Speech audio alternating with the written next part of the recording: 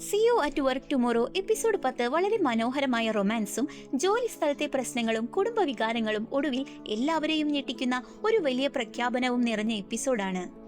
എപ്പിസോഡിന്റെ തുടക്കത്തിൽ സീവു ഒരു vinyl record സ്റ്റോറിൽ പോകുമ്പോൾ അവിടെ ഗായോളിനെ അപ്രതീക്ഷിതമായി കാണുന്നു.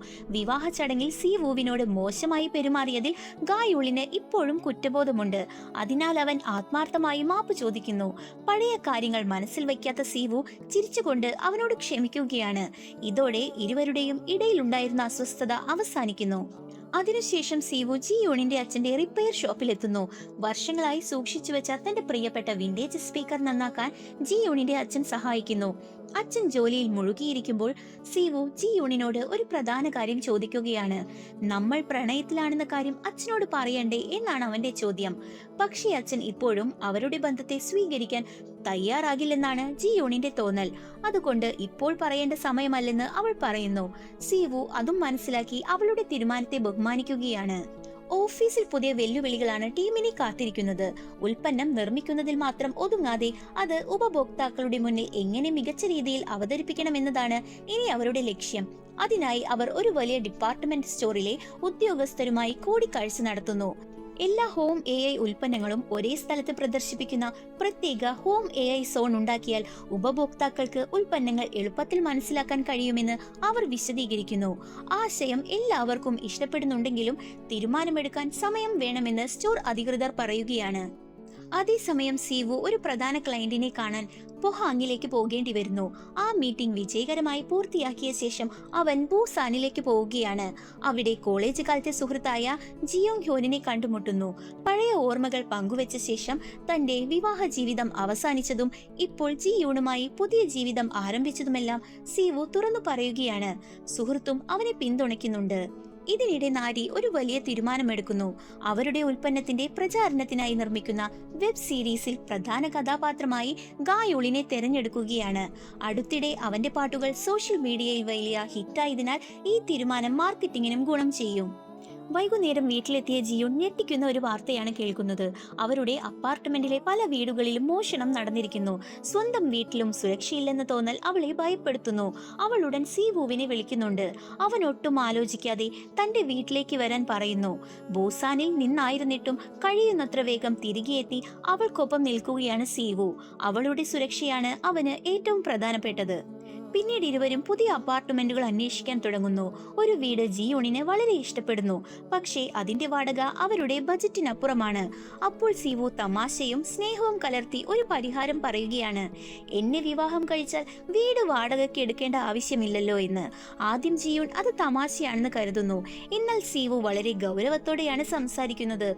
അവളെ സ്നേഹിക്കുന്നതിനാലും ജീവിതം മുഴുവൻ കൂടെ ഉണ്ടായിരിക്കണമെന്ന ആഗ്രഹമുള്ളതിനാലുമാണ് ഈ വിവാഹ അഭ്യർത്ഥന. പക്ഷേ അവളെ ഒരിക്കലും സമ്മർദ്ദത്തിലാക്കില്ലെന്നും മറുപടി പറയാൻ സമയം എടുക്കാമെന്നും അവൻ വ്യക്തമാക്കുന്നു. അതേസമയം നോവയും ലീയും തമ്മിലുള്ള പ്രണയം കൂടുതൽ മനോഹരമാകുന്നു. ഒരു ഫ്രഞ്ച് ദമ്പതികൾക്ക് വഴി പറഞ്ഞു കൊടുക്കാൻ നോവ ഫ്രഞ്ച് ഭാഷ ഉപയോഗിക്കുന്നു. അത് കണ്ട ലീ ഏറെ സന്തോഷപ്പെടുന്നു. കാരണം അവനാണല്ലോ ഫ്രഞ്ച് അവൾക്ക് പഠിപ്പിച്ചു കൊടുക്കുന്നത്. പിന്നീട് പഠിക്കാൻ ഇരുന്നെങ്കിലും ഇരുവരും സമയം മുഴുവൻ പ്രണയ നിമിഷങ്ങൾ ആസ്വദിക്കുകയാണ്. ആ രാത്രി ജിയോൺ സീവുവിന്റെ വീട്ടിലേക്ക് തന്റെ സാധനങ്ങൾ കൊണ്ടുവരുന്നു. എന്നാൽ വിവാഹ അഭ്യർത്ഥന അവളുടെ മനസ്സിൽ വീണ്ടും വീണ്ടും വരുന്നു. അവനെ ഇഷ്ടമല്ലാത്തതുകൊണ്ടല്ല അവൾ മടിക്കുന്നത്, മറിച്ച് ജീവിതത്തിലെ ഇത്ര വലിയ ഒരു തീരുമാനമെടുക്കാൻ താൻ ഇപ്പോഴും തയ്യാറായിട്ടില്ലെന്നാണ് അവൾക്ക് തോന്നുന്നത്. അടുത്ത ദിവസം ഓഫീസിൽ മറ്റൊരു സന്തോഷ വാർത്ത എത്തുന്നു. ജിയോണിനും കീത്തേക്കും പ്രത്യേക പ്രമോഷനായി ശുപാർശ ലഭിച്ചിട്ടുണ്ട്. എല്ലാവരും അവരെ അഭിനന്ദിക്കുന്നു. എന്നാൽ ഈ സന്തോഷത്തിനിടയിലും ജിയോണിന്റെ മനസ്സിൽ ഒരു സംശയം ഉയരുന്നു. വിവാഹം കഴിച്ചാൽ തന്റെ കരിയർ വളർച്ചയ്ക്ക് തടസ്സമാകുമോ എന്ന്. തുടർന്ന് ജിയോണും കീത്തേയും വീണ്ടും ഡിപ്പാർട്ട്മെന്റ് സ്റ്റോറിൽ പോകുന്നു. എന്നാൽ ഹോം AI സോൺ എന്ന ആശയം അവിടെ നിരസിക്കപ്പെടുന്നു. ഒരു കമ്പനിക്ക് മാത്രം പ്രത്യേക സ്ഥലം നൽകിയാൽ മറ്റ് കമ്പനികൾ പരാതി പറയുമെന്ന് സ്റ്റോർ അധികൃതർ പറയുന്നു. തിരികെ വരുമ്പോൾ ജിയോൺ വിവാഹ ജീവിതത്തെക്കുറിച്ച് കീത്തോയോട് ചോദിക്കുന്നു. ദമ്പതികൾ തമ്മിൽ അഭിപ്രായ വ്യത്യാസങ്ങൾ ഉണ്ടാകുന്നത് സ്വാഭാവികമാണെന്നും ഒരു സീസോ പോലെ ചിലപ്പോൾ ഒരാൾ വിട്ടുവീഴ്ച ചെയ്യുകയും ചിലപ്പോൾ മറ്റേയാൾ ചെയ്യുകയും ചെയ്താലാണ് ബന്ധം സന്തുലിതമാകുകയെന്നും അവൻ പറയുന്നു. സംസാരിക്കുന്നതിനിടെ ജിയോണും സീവുവും തമ്മിലുള്ള ബന്ധത്തെക്കുറിച്ച് തനിക്കറിയാമെന്ന കാര്യം അബദ്ധത്തിൽ അവൻ വെളിപ്പെടുത്തുകയും ചെയ്യുന്നുണ്ട്. വീട്ടിലെത്തിയ ജിയോൺ ഈ സീസോ ഉദാഹരണം സീവുവിനോട് പറയുന്നു. അതിന് സീവു നൽകുന്ന മറുപടി വളരെ ഹൃദയസ്പർശിയാണ്. നിനക്ക് സന്തോഷം തരുന്ന കാര്യമാണെങ്കിൽ ഞാൻ വിട്ടുവീഴ്ച ചെയ്യാൻ തയ്യാറാണ്. നമ്മളിൽ ആരാണ് ജയിക്കുന്നതെന്നല്ല, ഒരുമിച്ച് സന്തോഷത്തോടെ ജീവിക്കുന്നതാണ് പ്രധാനമെന്ന് അവൻ പറയുന്നു. അടുത്ത ദിവസം ഓഫീസിൽ വിദേശ രാജ്യങ്ങളിലേക്കുള്ള ഗ്ലോബൽ ടാലന്റ് ഡെവലപ്മെന്റ് പ്രോഗ്രാമിന്റെ വിജ്ഞാപനം എത്തുന്നു. ഫ്രഞ്ച് അറിയാവുന്നതിനാൽ സെനഗലിലേക്ക് അപേക്ഷിക്കണമെന്ന് നോവ ആലോചിക്കുന്നു. ഇത് കേട്ട ജിയോൺ സ്വന്തം ജീവിതത്തെക്കുറിച്ച് ചിന്തിക്കുകയാണ്. സീവുവുമായുള്ള ബന്ധം ജീവിതകാലം മുഴുവൻ നിലനിൽക്കുമെന്ന ആത്മവിശ്വാസം ലഭിച്ച ശേഷമേ വിവാഹത്തെക്കുറിച്ച് തീരുമാനിക്കൂ എന്നാണ് അവൾ പറയുന്നത്. അന്ന് രാത്രി സീവു അവൾക്ക് വിലയേറിയ ഡയമണ്ട് മോതിരമല്ല നൽകുന്നത്, പകരം ഒരു ചെറിയ കളിപ്പാട്ട മോതിരമാണ് സമ്മാനിക്കുന്നത്. ഇത് ഒരു സമ്മർദ്ദമല്ല, ഞാൻ നിന്നെ എത്ര സ്നേഹിക്കുന്നു എന്നതിനുള്ള ഒരു ചെറിയ ഓർമ്മ മാത്രം എന്നവൻ പറയുമ്പോൾ ജിയോണിന്റെ കണ്ണുകളിൽ സന്തോഷവും വികാരവും നിറയുന്നു. ഇതിനിടെ മാനേജർക്കോ തന്റെ പ്രതികാരം തുടങ്ങുന്നു.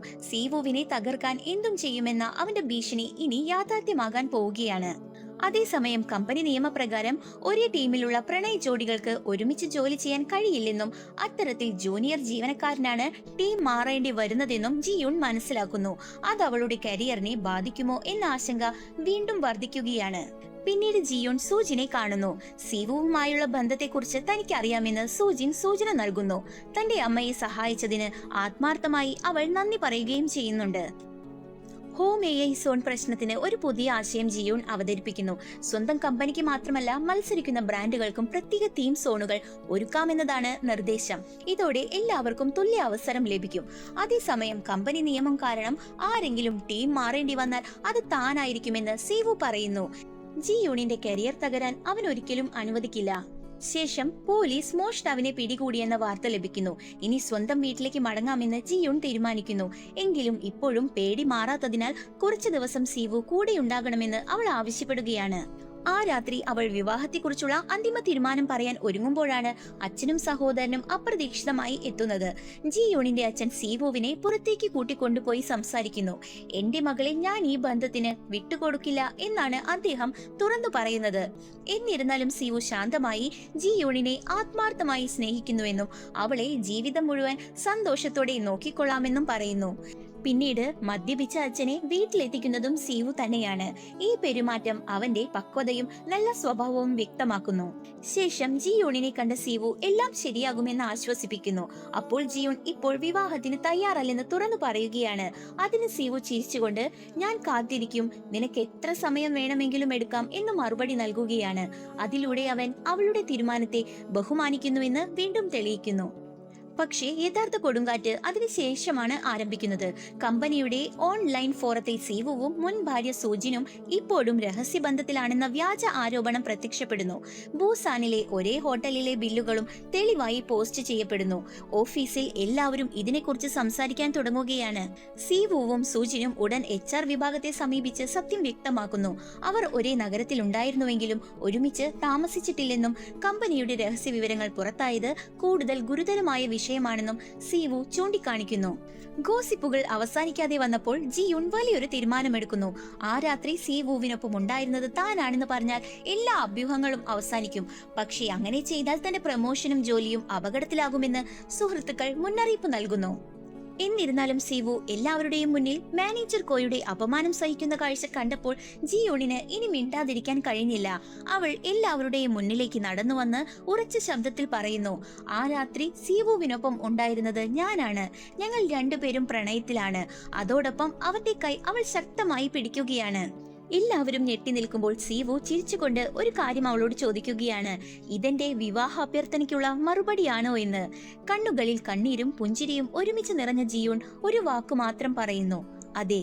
ഓഫീസിലെ എല്ലാവരുടെയും മുന്നിൽ അവരുടെ പ്രണയം ഔദ്യോഗികമായി പ്രഖ്യാപിക്കുന്ന ആ മനോഹര നിമിഷത്തോടെയാണ് see you at work tomorrow episode 10 അവസാനിക്കുന്നത്. അടുത്ത എപ്പിസോഡിൽ ഈ പ്രഖ്യാപനത്തിന് ശേഷം ഓഫീസിലും കുടുംബത്തിലും എന്തൊക്കെ മാറ്റങ്ങൾ ഉണ്ടാകുമെന്ന ആകാംക്ഷ പ്രേക്ഷകരിൽ നിറച്ചുകൊണ്ടാണ് കഥ മുന്നോട്ട് പോകുന്നത്.